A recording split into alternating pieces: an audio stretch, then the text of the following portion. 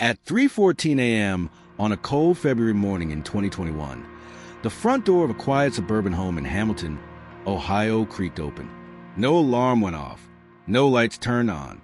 But in the corner of the nursery, mounted behind a set of stuffed animals on the shelf, a nanny cam was still rolling, its tiny lens capturing something no one would discover until it was far too late. The residents of the house were the Merritts, Joel, 38, a local chiropractor, and his wife Tara, 35, a neonatal nurse. They were well-liked, active in their church, and parents to a newborn daughter, Ellie. On the surface, they were what neighbors called the picture of peace. But by sunrise, that picture would be burned and blackened by a horror that felt ripped from fiction. When Joel's brother, Michael, showed up later that morning after multiple unanswered calls, he let himself in through the garage. Inside, the house was still, too still. He walked down the hallway, calling out, "Joel? Tara?" No answer. Then, from the back of the house, the baby began to cry. That's when Michael found them. Joel was in the kitchen, face down, blood pooled around his head, a single gunshot wound behind his right ear.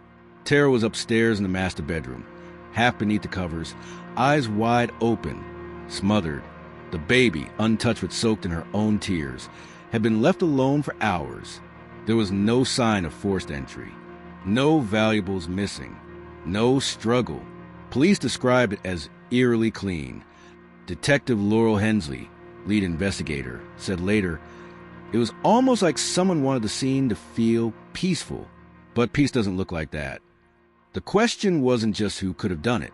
The question was why. And the answer, as it turned out, had been quietly recording all along. 3 weeks earlier, Tara had begun expressing concerns to her best friend and co-worker, Rachel Donnelly. "He's been distant," she said about Joel. "Like, he looks at Ellie like she's a stranger. Like we all are." Rachel brushed it off as sleep deprivation. Tara didn't push. But she did something else. She installed a nanny cam in the nursery. Quietly, without telling Joel. "Just in case," she told Rachel. "In case I'm not crazy." She wasn't. Back to the crime scene. The investigation focused first on Joel. No sign of a break-in. No sign of an outsider. Was it a murder-suicide? That theory collapsed under autopsy results. Gunpowder residue wasn't found on Joel. The angle of the shot didn't make sense for suicide. The smothering of Tara showed planning, intent. This wasn't spontaneous. It was intimate. Detectives dug into the Merritt's financials, texts, medical records. Joel was, on paper, clean. No affairs. No debt. No enemies. But Tara, she'd made one quiet move no one saw coming. 3 days before her death, she scheduled an appointment with a divorce attorney. The date was March 1st. She didn't live to see it. Detective Hensley's team finally obtained the home's internal hard drive. The nanny cam stored footage locally. When they recovered it, the device was nearly full, but still intact. They press play. 3:13 a.m. The nursery door opens. A figure enters, face obscured by a dark hoodie.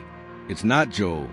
The figure stands in front of the crib, still, then turns toward the camera. They had missed it in that one frozen frame. The corner of the hoodie lifts. A face. Familiar. It was Michael Merritt, Joel's brother. Michael had been helping Joel fix up the house over the past year. He knew the layout. He had a key. When confronted by police, he denied everything until they played the footage. "I didn't mean to hurt her," he whispered during the interrogation. I needed to talk to him. Alone." But Joel was already dead when Michael entered the room. Under pressure, Michael broke. The truth was worse than they imagined. He wasn't the killer. He was the cleanup. 2 days earlier, Joel had been spiraling. Behind closed doors, he'd been in contact with someone from his past, Eric Landon, a former patient turned stalker who'd accused Tara of malpractice after his child died during a premature birth under Tara's care. The lawsuit didn't go anywhere, but the obsession remained. Joel had reconnected with Eric under the guise of closure. What actually happened remains unknown. What's clear is this. Eric entered the Merritt's home the night of the murders, killed Joel, smothered Tara, and left. But Michael arrived later. He had come to confront Joel about money he'd loaned him, something he'd kept secret. When he found the bodies, he panicked. He wiped the kitchen handle, picked up the gun. Then, terrified of being framed, fled, and the baby cam saw all of it. Authorities found Eric Landon's body a week later in a wooded area near Indian Lake. Apparent suicide. In his car was a journal. Page after page of rambling, bitter entries. The last line read, "She took my baby, I took hers." Michael Merritt was charged with obstruction, tamper with evidence, and unlawful entry, but not murder. Tara and Joel's daughter, Ellie, now lives with Tara's parents. She's 3 years old. She'll never remember that night, but the camera did, and what it saw changed everything. But there's one detail they never made public. The footage was time-stamped. The final image, the one of Eric standing over Joel, was logged at 3:12 a.m. Michael entered at 3:14 a.m. At 3:13 a.m., the baby began to cry. But when officers synced the audio, something else emerged. Just before the door opened, 1 second of sound. A whisper, 2 syllables. "Help me." Only one person in that room was still alive at that time, and they were calling out, but no one came. The hidden nanny cam in the Merritt's nursery revealed what police couldn't: that Joel and Tara Merritt were murdered, and that Joel's estranged brother Michael wasn't the killer, but terrified witness trying to cover up what he found. The real murderer? Eric Landon, a grieving father who blamed Tara for the death of his premature daughter. When Eric's body was found in the woods a week later, his suicide seemed to close the case. But a whisper, captured by that same baby cam just before Eric entered the nursery, raised new questions. A whisper that sounded like, "Help me," and it didn't come from the killer. March 3rd, 2021, Hamilton County Evidence Locker. Detective Hensley stared at the baby cam footage for the 50th time. The timestamp, the movement, the audio, everything about it nagged at her. The whisper wasn't just background noise. It had urgency, life, and the pitch, it didn't match Joel. Or Tara. She called in a forensic audio analyst. 2 days later, the result came in. The whisper had traces of infant vocal frequency, not an adult voice. That wasn't "help me." It was closer to "held me," not a plea of memory. But how would a baby produce that phrase? Was it pareidolia, audio distortion, or something worse? Meanwhile, 400 miles away, a real estate agent was preparing to list Eric Landon's foreclosed home outside Asheville, North Carolina. The house had been sitting empty since his death. Utilities off, locks changed. But when the agent stepped inside to take photos, something caught her attention. There were footprints in the dust. Tiny ones, barefoot, child-size. She called the sheriff's department. In the back bedroom, hidden behind drywall that had been hastily patched over, deputies found a narrow crawl space. Inside it, an empty crib, a formula bottle long expired, and dozens of crayon drawings tacked to the interior walls, all drawn by a child hand, all showing the same figure, a woman in nurse scrubs, smiling, bleeding from the eyes. Back in Ohio, Ellie Merritt, now 3 years old, began speaking her first full sentences. She had nightmares, woke up screaming. But what chilled her pediatrician during a routine visit was what she said while staring at the corner of the room. "No more secrets," she whispered. "He said I'm next." And the final twist? Eric Landon's journal, found in his car, ended mid-sentence. Forensics had missed something. A UV scan revealed faint handwriting on the back cover. One final entry. It read, "The girl in the crib, she's not the one I lost." The murder of Joel and Tara Merritt seemed solved. A hidden nanny cam captured their killer, Eric Landon, a grieving father obsessed with revenge. But his final journal entry twisted the story again. "The girl in the crib, she's not the one I lost." Now police had more questions than answers.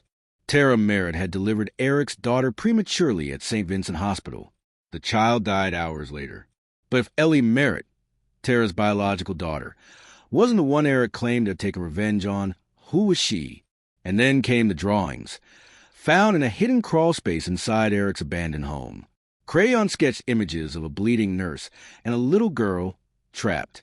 March 9th, 2021, Hamilton County PD. Detective Laurel Hensley stood in front of the evidence board. She stared at two photos side by side. 1. Baby Ellie Merritt, taken 2 weeks before the murders. 2. A grainy photo of Eric Landon's deceased daughter from the hospital file. Same age, same hair, but something was off. The curve of the chin, the shape of the eyes. Hensley brought in a facial recognition specialist. The result? 98.6% match, but not to each other, to each other's files. Somehow, the medical records had been switched. Tara Merritt hadn't delivered a stillborn baby. She had taken one home. St. Vincent Hospital, records archive. Nurse whistleblower Paige Carr finally came forward. "I shouldn't be saying this," she told investigators. But Tara, she worked every NICU night shift that month. After her own miscarriage, she wasn't the same. She said God gave her a second chance. I thought it was grief talking. But then she said something that made Hensley's skin go cold. She told me one of them was meant for me. March 10th, subpoenaed DNA results. The test came back inclusive. Ellie Merritt was not biologically related to Joel or Tara. She was Eric Landon's daughter, the baby he thought had died, switched at birth, kept in secrecy, raised by the woman he blamed. Everything Eric did, every delusion, every act of violence, stemmed from one undeniable truth. He was right. And yet, one detail remained unexplained. The real Merritt baby, Tara's biological child, had never been officially declared deceased. No cremation records. No burial, just a single digital form submitted by a hospital intern who had since gone missing. Then, a week after the revelation, an anonymous package arrived at Detective Hensley's home. No return address. Inside, a single Polaroid. A photo of a newborn, swaddled in a blue blanket, eyes wide, mouth parted in a silent cry. And behind the baby, barely visible in the shadows, was someone watching. Not Eric, not Tara, but man Hensley hadn't seen in years. The real father. The truth shattered everything. The baby Tara Merritt raised, Ellie, wasn't hers. She was the biological daughter of Eric Landon, the same man who murdered Tara and Joel in a spiral of grief and rage. And the baby Tara was meant to bury had vanished from the system. A decades-old hospital cover-up. Switched identities. A child stolen. Another lost. Then an anonymous package. A photo of a newborn. And behind the child, the faint image of a man watching from the shadows. A man Detective Hensley recognized because she'd investigated him once. And he'd disappeared without a trace. Name, Dr. Malcolm Reiser. Former position, Director of Neonatal Research, St. Vincent Hospital. Last seen, March 14th, 2009. Case status, presumed dead after internal fraud investigation. Body never recovered. March 16th, 2021. FBI joins the case. The moment Reiser's name surfaced, the case was taken federal. Because Reiser hadn't just vanished. He'd been wanted. In the early 2000s, he had quietly developed a black market operation involving the illegal adoption and trafficking of infants marked as non-viable or deceased due to birth complications. Parents were told their babies hadn't survived. Some had, and some had been sold. The scheme unraveled partially in 2009, but Dr. Reiser escaped during a fire that destroyed part of the hospital's records department. For years, he was nothing but a rumor. Until now, and if he was in the photo behind that newborn, it meant he was alive and still operating. March 18th, Cincinnati, Ohio. A fire was reported in an abandoned storage unit on the edge of town. Once extinguished, fire crews found something buried beneath the charred insulation. 3 steel lockboxes. Inside, dozens of ID bracelets from newborns, dated from 2006 to 2016. Hospital tags bearing names of infants listed as deceased. And a single USB drive labeled Cycle 7. The drive contained surveillance footage. Grainy, infrared, dated just weeks before Joel and Tara's murders. Footage from inside their home. Angle, the nursery. But it wasn't from Tara's hidden nanny cam. It was from somewhere else. A second camera. Unbeknownst to them, someone had already been watching that room, studying Ellie, tracking her. Then came the phone call. Untraceable number. Modulated voice. Detective Hensley answered. The voice said, "You're looking in the wrong crib." Then silence. Click. March 19th. Emergency protective custody. Little Ellie was placed under federal protection. New location. 24/7 surveillance. But that night, as agents reviewed security footage in real time, at 2:42 a.m., the hallway camera outside Ellie's room glitched, just for 2 seconds. And when it came back online, there was a crayon drawing taped to the wall outside her door, drawn in childish scrawl. A stick figure woman with blood-red eyes. And above it, 5 words. "Mommy said you'd come." The murders of Joel and Tara Merritt opened a door no one was prepared to walk through. Their baby, Ellie, once believed to be theirs, was revealed to be the biological daughter of Eric Landon, a grieving father who spiraled into violence after his own child was reported dead at birth. Only she hadn't died. She had been taken, in what is now suspected to be part of a long-running infant trafficking operation orchestrated by a missing doctor, Malcolm Reiser. Then came the drawing. Left outside Ellie's federal safe house door, this wasn't over. It had never been over. March 20th, 2021, 6:13 a.m. Federal agents swept the safe house. No signs of forced entry. The drawing paper was analyzed. Standard school-grade craft stock. The crayon? One of Ellie's. But she hadn't drawn it. She was asleep, unharmed. But when questioned gently, she said something chilling. The girl in the wall gave it to me. Elsewhere, the USB drive recovered from the burned storage unit contained more than surveillance footage. Encrypted behind a firewall was a set of records labeled Cycle 7 Viability Project. Dozens of names, dates, infant ID numbers, some redacted, but one line caught Agent Rehnquist's attention. Patient 007 AF. Status, transferred. Adopter, T. Merritt, RN, special consent. Observation pending. Not be awakened. It was dated 5 months before Tara ever told anyone she was pregnant. Ellie wasn't just stolen. She was assigned. And that note, not to be awakened, raised a disturbing question. Was Ellie part of some kind of experiment? March 21 to 2:46 a.m.